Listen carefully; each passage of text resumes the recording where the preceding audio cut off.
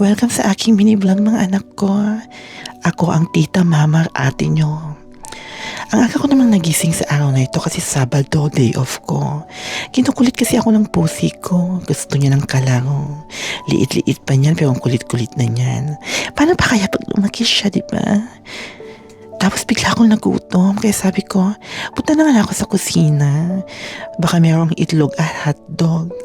Pero hindi ko na-realize, wala na pala kundi itlog na lang ang meron kami. Pero okay lang yan, kasi mamaya meron naman akong isusubong hotdog.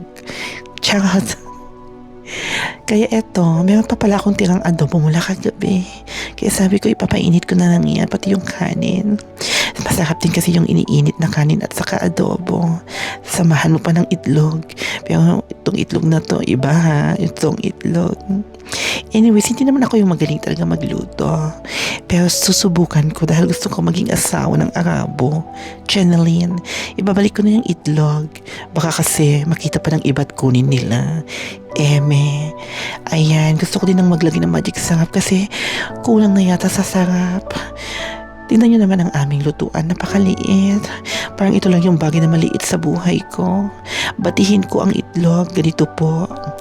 At kaya ayan, magluluto na ako. Bakit ganito ang voice over ko? Parang ang sikip-sikip ko naman at di ako makahinga na may nakadagan sa aking. Basta bahala na kayo. So kumain na nga ako kasi 2:00 ang call time. Pero parang na-excite ako masyado. Dahil nga ganun talaga ako pag meron akong planong puntahan. And by the way, makikita kami ng mga friends ko.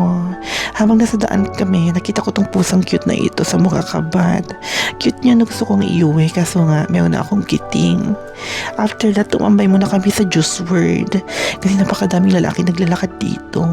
Ewan ko ba, ang sakit-sakit ng leeg ko, kaliwat kanan. Tapos andito naman si kuya. Cute din itong nagsaserve pero kabayan siya. Kaya sabi ko hard pass. Then ito natitikman nating strawberry palang in order ko. Grabe ang sarap. Lasang-lasa ko yung strawberry. Kaya ako dyan sa bahaging ito. May kasama pala akong 2 masikip. Ito yung isa. Masikip pa yan. Huwag nyo lang i-judge sa kanyang pagmumukha. Pero masikip yan. Influencer para yan. Ang pangalan niya, Habibi. Huwag nyo nang tanungin sa akin kung ba't ganun yung pangalan niya. Kasi di ko rin alam. Ito naman yung hinatid na namin si Madam Rex kasi pauwi na siya. At ito naman yung habang umaarte-arte ako sa kwarto. Huwag nyo pansinin yung background ko. Air freshener yun. Diba? Saka on the next day, sorry, di ko na na-vlog yung night time. Ito yung view ko, di ba? Pakaganda. Kitang-kita mo talaga ang magandang view ng Riga. Tapos pauwi na ako mga mare.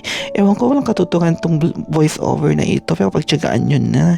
Nagsisimula pa lang kasi ako mag-mini vlog. Sayaw-sayaw muna. Sayaw-sayaw muna. Chuk-chuk-chuk-chuk-chuk-chuk. Ayan, uwi na tayo, be. Naboard na kasi ako. Huwag niyo mag-expect na may lalaki makita sa vlog ko. Kasi hindi pwede yun, uy. Alam ko naman na ichismosa kayo. Gusto ko talaga itong daanang ito ng Riga. Lalo na kung may mga lalaki sa gabi.